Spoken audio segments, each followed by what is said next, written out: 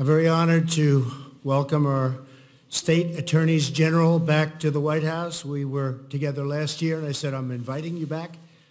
And a lot of things have been done. A lot of progress has been made. And Vice President, thank you very much for being here. You were here last year, and we're here again, Mike. Let me begin by saying our hearts go out to everyone affected by the devastating storms in Alabama, Georgia, and the surrounding states, and especially to the families of those who have tragically lost their lives. I've spoken with Governor Ivey, and we're working closely with officials throughout the region to get our communities back on their feet. Attorney General Marshall and Attorney General Carr, when you get home, please tell the people of the great states of Alabama and Georgia that America has their backs. We have a call in to Brian Kemp, and we have let them know, and the governor and everybody, that we're with you 100%. Thank you very much. 100%. We'll be there. Thank you.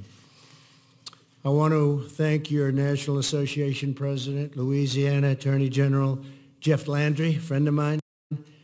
We're also very grateful to be joined by our fantastic new Attorney General, Bill Barr. Bill, thank you.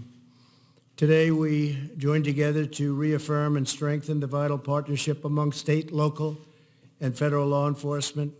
Only by working together can we ensure security for every community and deliver justice for every citizen. I want to take a moment to send a message this afternoon on behalf of everyone in this room to all law enforcement personnel across America. You are loved, you are cherished, and respected by the American people more than you will ever know. So true. More than you will ever know. When I took office 2 years ago, one of my highest priorities was to reduce violent crime. In the 2 years before my inauguration, violent crime was up substantially, very substantially, and murders had increased by more than 20%. For this reason, my administration resurrected Project Safe Neighborhoods, bringing together citizens groups, sheriffs, and police departments to put dangerous offenders behind bars while supporting crime prevention and re-entry programs. Part of the reason we're doing well is that people are getting jobs because the economy may be the strongest it's ever been. I mean, all of your states are doing very well. I think we have the strongest economy perhaps ever, the lowest unemployment rate we've ever had.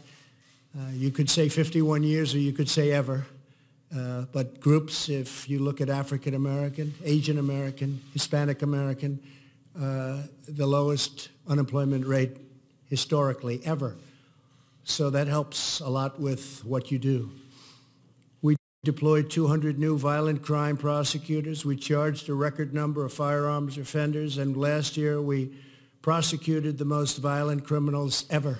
The most ever in our history also.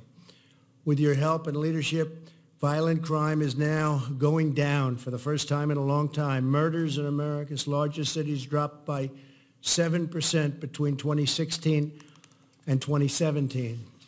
Last year, we passed historic legislation to combat the devastating opioid and drug crisis, and I'm dealing with right now on a very big trade deal, as you probably have heard. Some of you are a little bit involved, but I can tell you I said to President Xi that we cannot let fentanyl into our country. Almost 100% comes from China. It's devastating, as you know better than I do. It's devastating. And he has promised to, and they're in the process of doing, so when I take him for his word, make it a criminal act at the highest level, which in China means the death penalty. That should have a massive impact on fentanyl coming into our country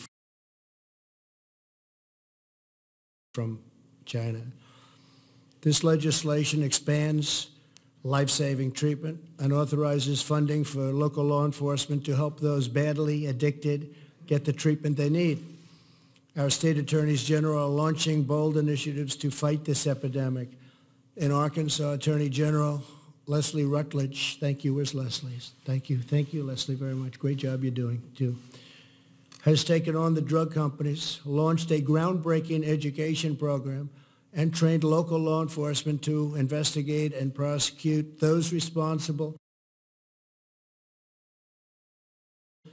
for the opioid epidemic. So, Leslie, I want to thank you very much. Everyone's talking about it. Great job.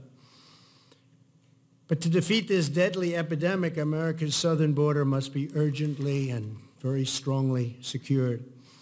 We fight wars 6,000 miles away. We spend billions and billions of dollars, but we don't control our own border. Drug trafficking and human traffickers exploit our porous border to finance their ruthless operations across our hemisphere. 1 in 3 migrant women is sexually assaulted on the very dangerous journey north. Criminal cartels terrorize innocent people on both sides of the border. Thousands of our citizens are killed by lethal narcotics. 88,000 people just with certain types of drugs, most of which come through the southern border. 88,000 people die, and that's just a small portion of it.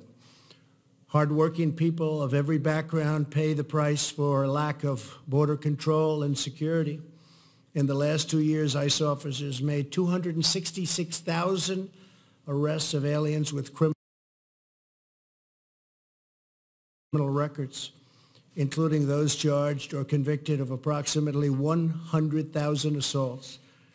And these are new numbers, hard to believe. 30,000 sex crimes and 4,000 murders. Every day, our brave ICE officers are on the front lines protecting our communities. We must always support the heroes of law enforcement, and we all support law enforcement in every way.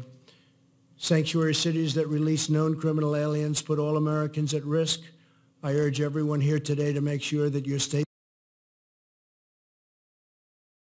and cities are fully cooperating with the Department of Homeland Security in their life-saving mission. We all share the same righteous goal to build a future where every American, both immigrant and U.S. born, can thrive in safety, dignity, harmony, and peace.